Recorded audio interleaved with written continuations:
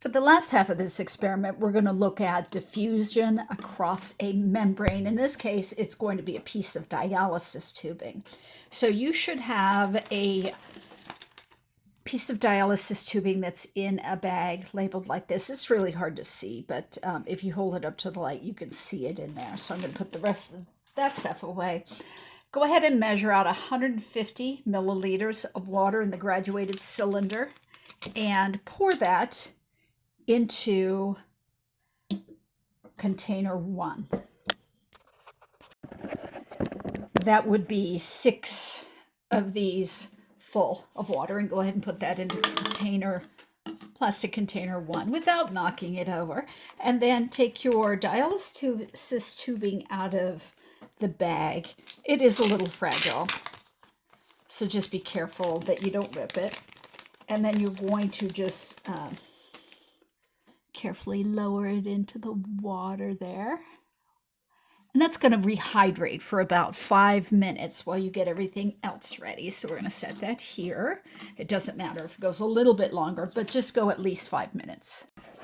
I'm going to deviate from the directions a little bit here. They don't tell you which graduated cylinder to use, but I'm going to use the 10 milliliter one. And instead of using the pipettes, I'm just going to carefully pour in 4 milliliters of water into this thing.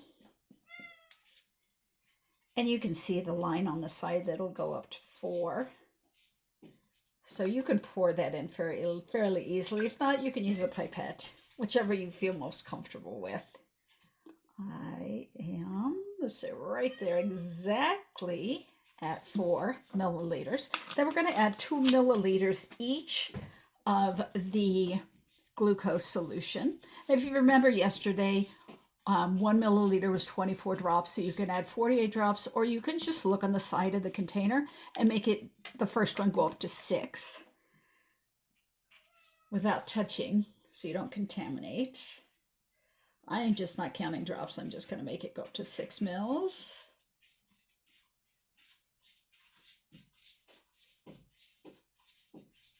Okay. And then I'm going to repeat this with the starch solution. Neither of these are harmful. So I am going to just go ahead and add 2 into there, 2 mils. So now I have 4 mils of water, 2 mils of the starch solution, 1%, and 2 mils of the glucose solution. I'm just going to put my thumb over this carefully and sealing it and invert it a couple times. They say to use the glass rod, but I don't want to get anything messy. Okay, so then I've got that mixed up. Now we're going to get out our dialysis tubing. Now we're going to work with our dialysis tubing from number 1. I know it said to put this solution into number 2, but I think it's going to be easier to pour it from the graduated cylinder because it has a spout on it. So I'm going to stick my finger down in here to find my dialysis tubing. This is a good place also to have a towel, especially if you're using someone else's desk, which I am. And then I'm going to take this, and it feels pretty slimy. And this is my dialysis tubing, and fold it over. I have already cut my rubber bands, just made a nick in them. Okay, and then I'm going to use them to tie this off. And I'm hoping this won't be too difficult to do. It'd be helpful if I reposition the camera so you can see what I'm doing. All right. This will take some skill here. We'll see how coordinated I am. All right. So I am just out of camera range here. There we go. I'm going to tie this. I will also want to check this to make sure that I have a good seal here. But let me tie this like tying a balloon, especially with the rubber gloves on. Takes a little bit of a... Yikes. All right. Must be a better way to do this. All right.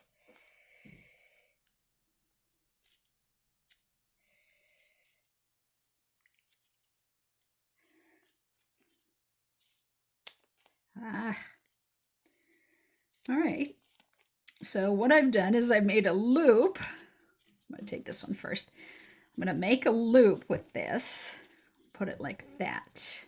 Right. And then I'm going to fold over my dialysis tubing. Fold that. Okay, so I folded it over like they said, and then I'm going to fold that in half. And I'm going to slide that through my loop here.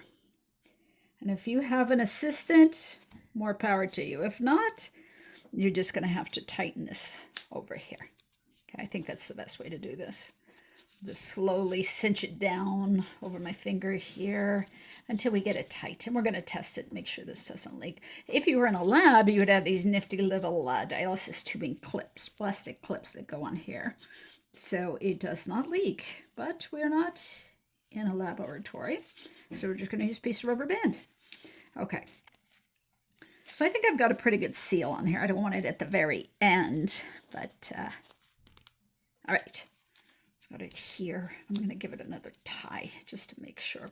And then we're going to test it by just putting some water in here to make sure, with a pipette, to make sure it's not leaking. But I'm pretty sure this isn't going to leak. I feel pretty good about this. Probably jinxing myself. To get it open, obviously take the other end and just gently kind of roll it in your gloves. And at this point, you don't need a glove on. You're not using the bad stuff yet. So you could take your glove off and just kind of slide it till you see the dialysis tubing open. Take a pipette and just put some water in there to make sure. This is being a little fiddly. If it gives you trouble, you can always cut some off with some scissors. But don't cut too much off or you won't have enough left. It is being a little fiddly. You should be able to open this up and then you're going to add your chemical from the graduated cylinder. So let me play with that and see what the secret is, and I will be right back. So I fiddled around with it and I ended up getting it open. And I recommend doing the water test even though I knew it wasn't going to leak, because it will open up the tubing. So when you add your solution, it'll go right in. You don't need gloves on just yet. In fact, it's easier to work without gloves on because it's just, trust me, it's easy to do it. We'll put our gloves on in just a second, but we're going to go ahead and just dump this out here. And then we're going to add our solution that has the starch and sucrose. So again, this is going to be a little fiddly, and just be careful when you pour. I think it's going to be much easier pouring it from this graduated cylinder. So go slow. There we go.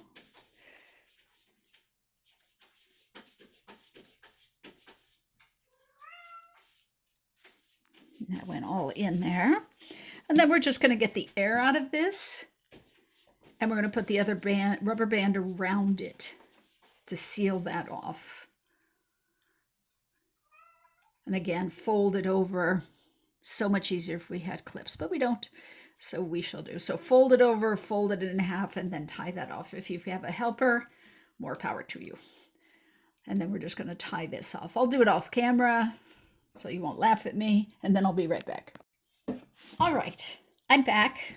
I've got my little dialysis sausage here, and you want to record what that looks like. To me, it is colorless, but it is slightly opaque.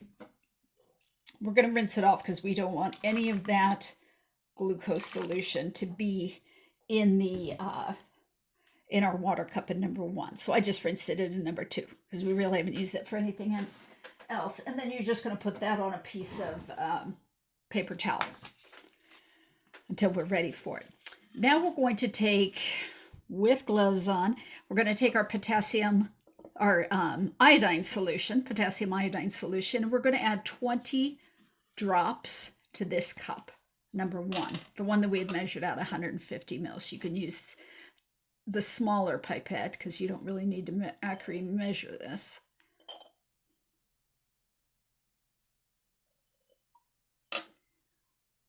So go ahead and add that and then record what that solution looks like. I've added my 20 drops into cup number 1. We're done with cup number 2. I just use the pipette to stir it around. You just need to mix it. Now I'm going to put my little dialysis tube sausage in here, and I'm going to let it sit for an hour. So we will be right back in an hour, and we're going to see what happens. So it's been an hour. So as you can see, some pretty big changes occurred. The solution inside the dialysis tubing has turned black. I wanted to talk to you about dialysis tubing. In the laboratory, you can get dialysis tubing of different pore sizes and different widths.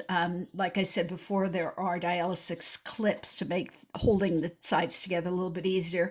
We also would put these on a magnetic stir plate with a magnetic stir bar in there, and that speeds up the process of equilibrating the outside solution with the inside solution. So what I've done is I've taken 3 test tubes, clean ones, and I've labeled them 1, 2, and 3, and I've marked the 2 and 3 centimeters line on each tube using my ruler and a Sharpie. And I'm going to take a one of these small stem pipettes, and I'm going to take some of the solution from cup 1, which contains the solution we put the tubing in, and I'm going to fill that up to the 2 centimeter mark. Okay. In tube 2, I'm going to add the material that's in the dialysis tubing, and in tube 3, I'm going to just add water. So I'm going to go ahead and do that, and I'll be right back. I'm going to empty my dialysis tubing into cup number 2. So carefully take out the dialysis tubing, and I'm going to put it on a towel here so I don't make a big old mess. Now this is the part where it's easy to make a big mess. I've got it pretty tight here, so I'm just going to go ahead. I wiped off most of the residual fluid on a cloth, and then I'm just going to cut this, and it'll just pop right out into there. Okay. All right. Then I'm going to go ahead and put 2 centimeters of this. It's also 2 mils in the middle tube, tube number 2.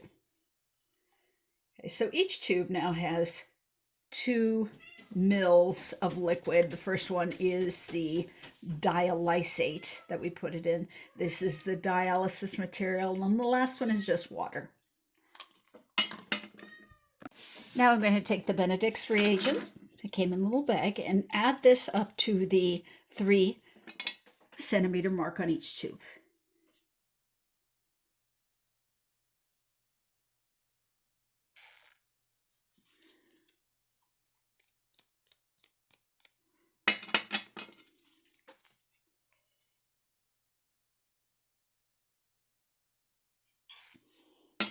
Just be careful not to contaminate the Benedict's reagent, because you might need it for another lab. Alrighty. And then we're going to see what they look like, and this is our time 0. And then we're going to put them in a water bath for 10 minutes. I'll see you in a bit. So if you remember from the first experiment we did, the Benedict's reagent tested for the reducing sugars, and the potassium iodide tested for the starches. So what we saw is it looked like the starch does not escape that dialysis tubing. They didn't indicate what size it is, but when you generally buy dialysis tubing, it's they indicate on the side what size of molecules are on the box, what size of molecules can escape through the tubing. So apparently starches cannot. And then the final part of the experiment is to look for reducing sugars. And I don't want to give anything away, but I'll be curious to see what results everybody have from this part of the experiment. So that's it for week 3, and hope you're all having a good week. Bye.